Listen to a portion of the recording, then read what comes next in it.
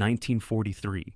German Muslim soldiers captured in North Africa expected persecution in American POW camps. Instead, U.S. commanders did something that shattered everything they had been told. They built them mosques, provided prayer rugs, and protected their right to worship freely. These men had fought for the Nazis, yet America treated them with a dignity their own leaders never gave them. So what did they discover about power, faith, and propaganda that completely transformed how they saw the world? The year was 1943, and the war in North Africa was ending badly for Germany. Sand stretched for miles under a burning sun that made metal too hot to touch.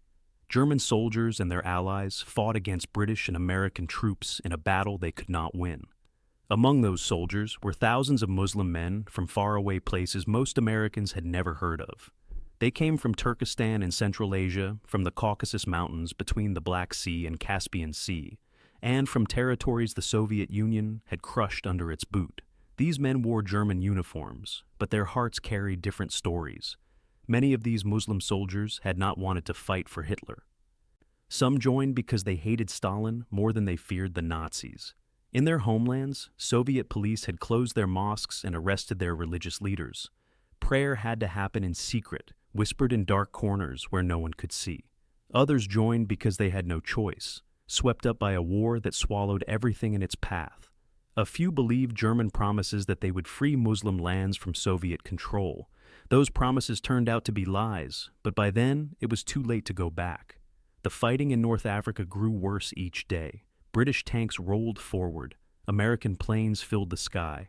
German supply lines broke apart like dried bread. Food ran low. Water became precious. Ammunition disappeared. One by one, German units surrendered or were captured. The Muslim soldiers among them faced a terrible fear. What would happen to them now? Nazi propaganda had filled their heads with stories about the Americans. The enemy was supposed to be godless and cruel, a nation of people who cared only about money and had no respect for faith or family. The propaganda said Americans would torture prisoners and mock their religion. When Allied soldiers took them prisoner, the Muslim men braced for the worst. They were marched to collection points, searched, and tagged with identification numbers. Guards herded them onto trucks that drove for hours across the desert. Dust covered everything. The sun beat down without mercy. They received water and food, which surprised them, but they remained suspicious. Perhaps the kindness was temporary. Perhaps worse things waited ahead. Then came the ships. Massive transport vessels sat in the harbor, ready to carry thousands of prisoners across the Atlantic Ocean to America. The prisoners climbed aboard, descending into the belly of the ship, where bunks were stacked 3 high in tight rows. The air below deck was thick and hot. Men who spoke different languages pressed together in the darkness. Turkestani soldiers who had fled Stalin whispered to each other in their native tongue. Caucasian men from Chechnya and Dagestan quietly wondered if they would ever see their mountains again. Some had left wives and children behind. Others had watched their families die in Stalin's purges years before. The Atlantic crossing took weeks. Waves rocked the ship day and night. Many men became sick, their stomachs turning with the motion. The food was strange but plentiful, which confused them. In Germany, even soldiers often went hungry. In the Soviet Union, entire villages had starved. Yet, here on this prison ship, the Americans served regular meals. Still, the prisoners could not shake their fear. What waited for them in America? Would they be forced to give up their faith? Would they be treated like animals? Soviet propaganda had taught them that capitalists were heartless. Nazi propaganda had taught them that Americans were weak and decadent. Neither story seemed to match what they were experiencing, but they had learned not to trust anything. After endless days at sea, the ship finally reached American shores. The prisoners were loaded onto trains that carried them deep into the heart of the country. They stared out the windows at a land that seemed impossible. Farms stretched for miles, rich with crops. Factories stood tall and strong, untouched by bombs. Towns looked clean and whole, not shattered by war. Children played in yards. Women walked freely on sidewalks without fear. The prisoners from the Soviet Union could not believe their eyes. This country was supposed to be the enemy, yet everything looked prosperous and peaceful. The trains carried them to camps scattered across Texas, Missouri, Louisiana, and other states with names they could barely pronounce. When they arrived at places like Camp Hearn in Texas or Camp Clark in Missouri, guards led them through gates topped with wire. They were assigned to barracks, simple wooden buildings with rows of bunks. The prisoners expected harsh treatment, religious persecution, and daily humiliation. They had been soldiers of the Third Reich, after all, and some had committed themselves to a cause now proven wrong. But then something strange happened. Within the first few weeks, American officers began approaching the Muslim prisoners with questions. They asked about religious practices and dietary needs. They inquired about prayer times and directions to Mecca.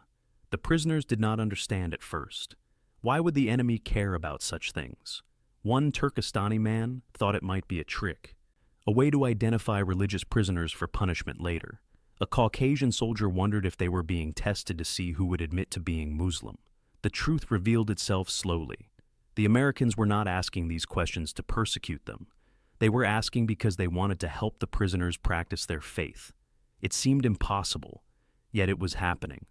In Camp Hearn, officers designated an entire barracks to serve as a prayer space. They called it a mosque. The word itself felt strange to say out loud after years of hiding their religion. Guards delivered prayer rugs, simple mats that could be rolled out 5 times a day. They provided compasses so the men could find the direction of Mecca.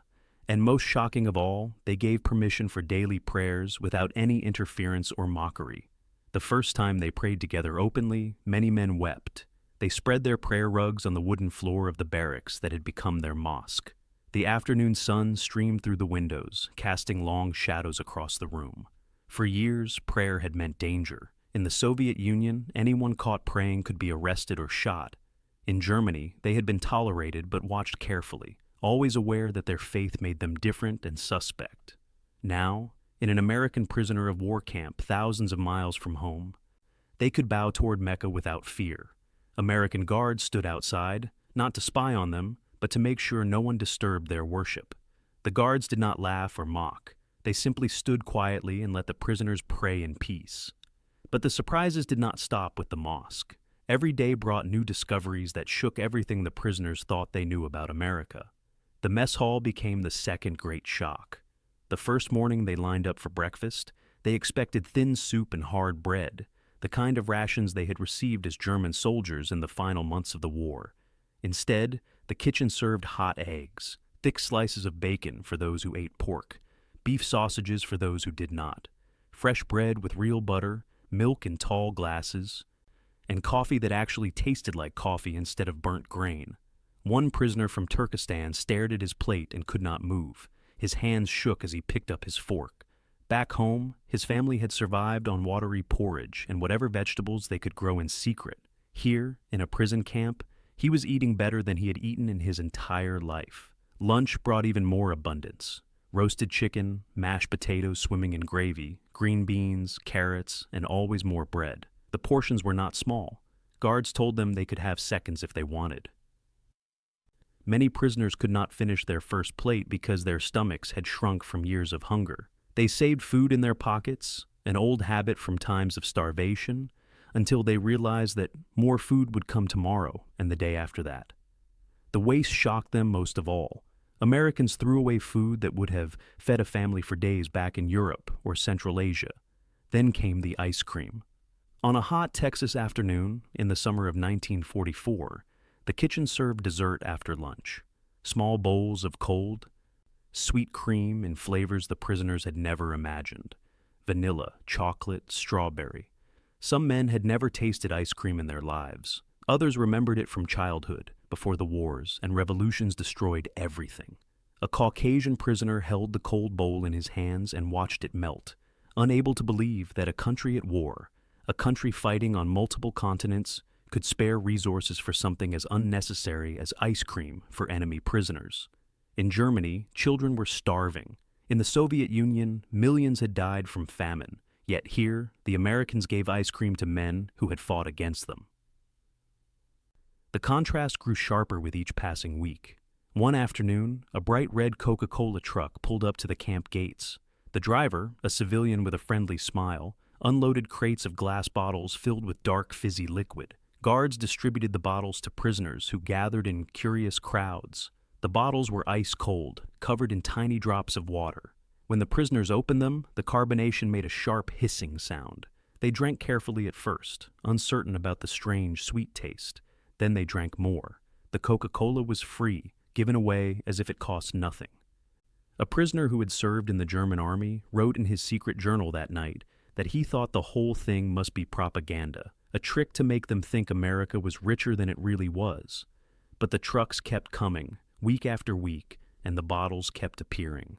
Medical care brought another revelation. In the camp hospital, doctors treated sick prisoners with medicines most of them had never heard of. Penicillin fought infections that would have killed men in the trenches.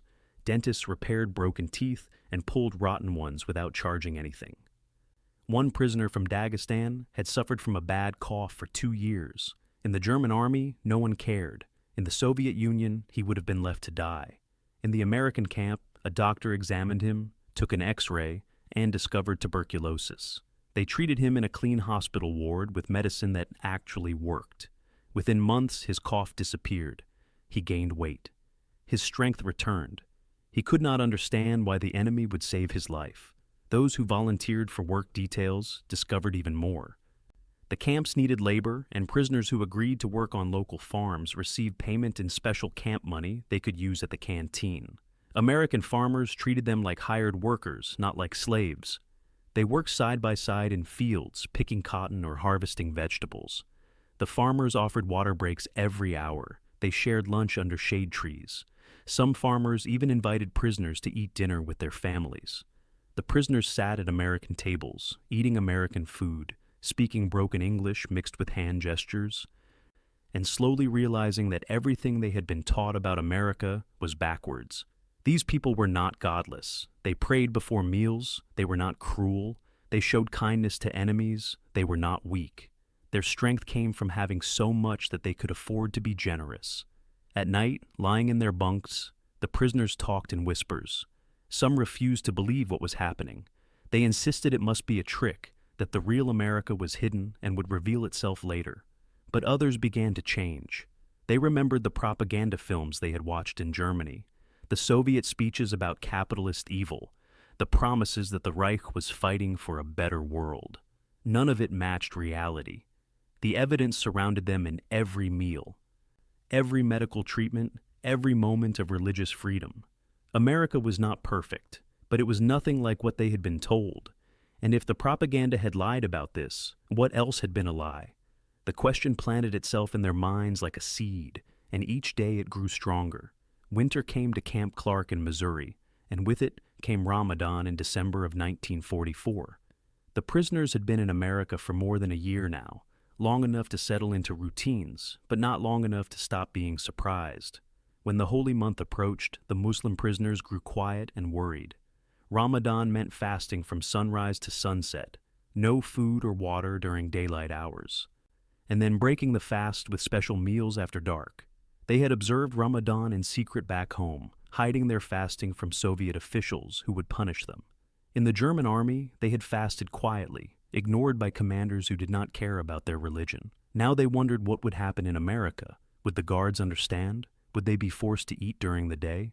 Would anyone care that their faith required this sacrifice? The camp commander called a meeting with the Muslim prisoners a week before Ramadan began. Through a translator, he asked them to explain what they needed. The prisoners spoke carefully, expecting resistance or mockery. They explained the fasting, the prayer times, the need for meals before dawn and after sunset. The commander listened, took notes, and nodded. Then he said something that made the translator pause and repeat the words to make sure he had heard correctly. The commander said the camp kitchen would prepare special meals for the Muslim prisoners. They would be excused from work details during prayer times. The guards would wake them before dawn, so they could eat before the fast began, and no one would force them to break their fast during the day. The prisoners looked at each other in disbelief. Some thought they had misunderstood. Others thought it might be a test. But when Ramadan arrived, the Americans kept their word. Every morning, guards knocked softly on the barracks doors while it was still dark outside. The prisoners stumbled out of their bunks, rubbed sleep from their eyes, and made their way to the mess hall. hot food waited for them in the cold pre-dawn darkness. Oatmeal, bread, fruit, milk, and meat. They ate quickly, knowing they would not eat again until sunset. The kitchen staff, regular American soldiers doing their jobs, served the food without complaint. Some even smiled and wished the prisoners well, in broken attempts at Arabic greetings they had learned from phrase books. During the day, the fasting prisoners worked lighter duties or spent time in their barracks. American guards brought them water to wash for prayers, but never pressured them to drink. When sunset finally came, the prisoners gathered in their mosque, the converted barracks that had become the center of their religious life. They waited for the exact moment when the sun dropped below the horizon. Then they broke their fast with dates and water, just as the Prophet had done centuries before.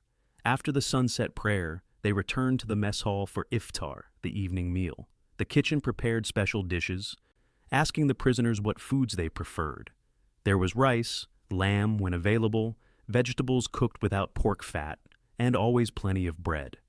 The abundance during a month of fasting felt like a strange gift, as if America wanted to honor their sacrifice rather than ignore it.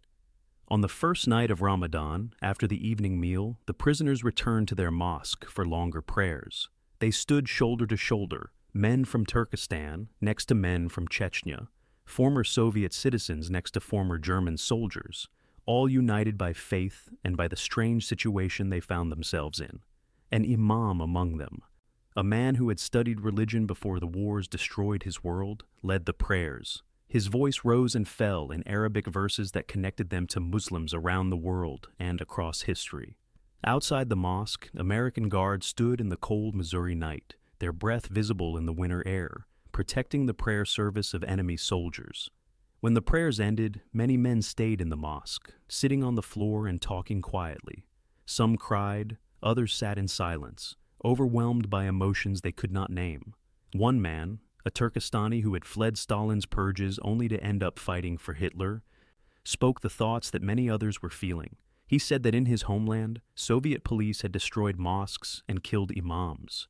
In Germany, the Nazis had tolerated Islam only because they needed Muslim soldiers, but there was no real respect or freedom.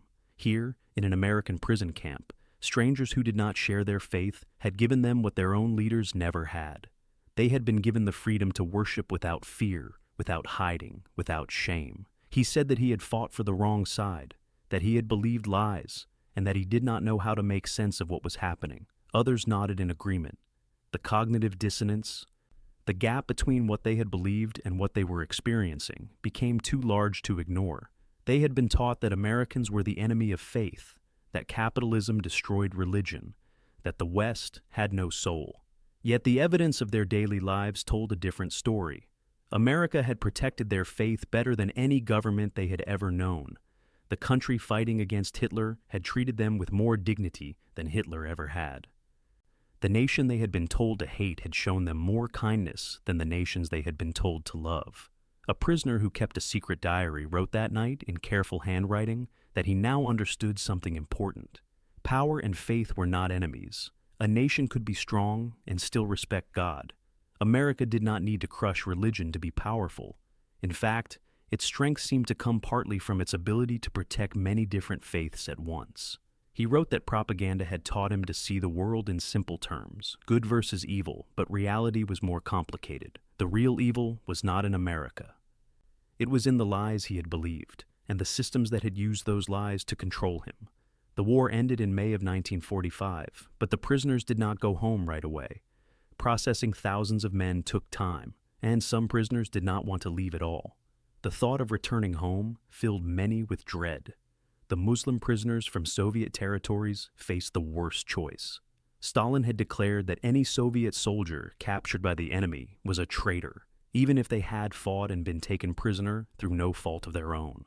Going back to the Soviet Union meant facing firing squads or prison camps in Siberia, where men froze to death or starved. Some prisoners begged American officers not to send them back. They said they would rather stay in prison in America than face Stalin's justice. The Americans tried to help when they could, but international agreements forced many repatriations. Trainloads of prisoners headed east toward a fate everyone knew would be terrible. Those who returned to Soviet territories in 1946 and 1947 arrived to find their homeland in ruins. Cities lay flattened by German bombs and Soviet scorched earth tactics. Millions had died. Survivors looked like skeletons covered in skin. The government suspected everyone, especially soldiers who had been captured or had served in German units. Secret police arrested returning prisoners at train stations before they could even reach their families. Interrogations lasted for days. Where had they been? What had they done? Why had they allowed themselves to be captured? The prisoners tried to explain, but explanations did not matter. Many were sent to gulags in Kazakhstan or Siberia. Others were executed quietly and buried in unmarked graves. A few lucky ones were simply exiled to remote villages where the government could watch them. One Turkestani man who survived the interrogations made it back to his village in Central Asia. He walked the last 10 miles because there were no trains or trucks. His feet hurt in worn boots he had been given when leaving America. Everything looked smaller and poorer than he remembered. His house was still standing, but barely. His wife had survived, but his 2 children had died from disease and hunger during the war. She cried when she saw him, not from joy, but from exhaustion and grief. That night, lying on a thin mattress in a cold room, he thought about the barracks in Camp Hearn. He remembered the mosque, the prayers, the ice cream on hot afternoons, the feeling of being treated like a human being. The contrast was so sharp, it felt like a knife in his chest. He had been safer and better fed as a prisoner in America than he was as a free man in his own country. Other prisoners refused repatriation and stayed in displaced persons camps in Germany and Austria. They lived in temporary shelters, uncertain about the future, but certain they could not go home. Some eventually made their way to Turkey, where they could practice Islam freely. Others immigrated to Western countries that needed workers to rebuild after the war. A Caucasian man from Dagestan settled in Munich in 1949. He found work in a factory and married a widow who had lost her husband in the war. They had 3 children. He never told his co-workers that he had been a German soldier or that he had spent years in an American prison camp. But he told his children. On quiet evenings when the children asked about the war, he would describe America in careful detail. He told them about the mosque, the respect for prayer, the abundance of food, the kindness that did not make sense according to everything he had been taught. His oldest son asked him once what he had learned from being a prisoner. He thought for a long time before answering. He said that he learned strength and faith were not opposites. A nation could be powerful and still respect God. That was what made America different. That was what made it strong. In the 1980s, a researcher tracking down former prisoners interviewed an old man living in a small apartment in Stuttgart. The man was in his 70s, his hands shaking from age, his memory fading in some places but sharp in others. He remembered Camp Clark in Missouri with perfect clarity. He remembered the first Ramadan, the shock of being allowed to fast and pray openly, the cognitive dissonance that broke his worldview apart. The researcher asked him what the most important moment had been. The old man closed his eyes and said it was the moment he realized that America had treated him better than his own leaders ever had. He said he had worn a German uniform and served under Nazi command, fighting for a cause built on hate and lies. America had every reason to despise him. Instead, they gave him dignity. They protected his faith. They fed him better than he had eaten in years. He said that experience changed him completely. It taught him that propaganda was poison and that the real measure of a civilization was not how it treated friends, but how it treated enemies. Another former prisoner, interviewed by his grandson in the 1990s, reflected on what the American POW experience meant for his life.